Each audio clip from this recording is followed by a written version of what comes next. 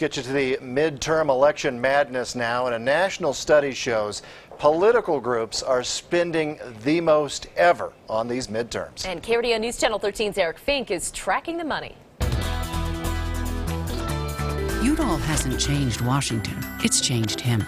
Crossroads GPS is responsible for the content of this advertising. Notice the Cory Gardner campaign had nothing to do with this negative ad against Mark Udall.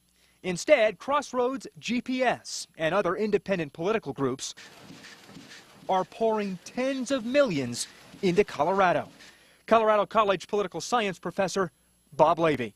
Republicans and Democrats are very different voters from what they used to be, so the stakes are higher. Both sides feel if they lose the election, it's going to cost them greatly. And in that atmosphere, where it's so competitive, raising money and spending it becomes the name of the game. The Center for Responsive Politics estimates $4 billion will be spent to win races across the country in the midterms. And a lot of that cash is coming into Colorado, with two very close races at the top of the ticket. Now, according to the Center for Responsive Politics, both Senator Udall and Congressman Gardner's campaign have spent a combined $27 million this fall.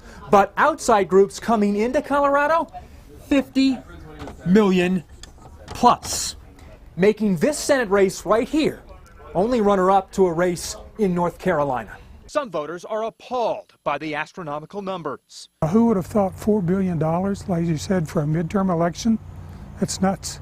Levy believes today the candidates and their staffs are no longer in charge of the campaigns. When you have twice as much money being spent by these outside groups, they're the ones who are running the campaigns, selecting the issues. Conservation Voters is responsible for the content of this advertising. Reporting, and Levy says smart lawyers have found ways to get around the campaign finance reform laws. And hard numbers are not in, but estimates are outside political groups will end up spending well over $100 million in our state.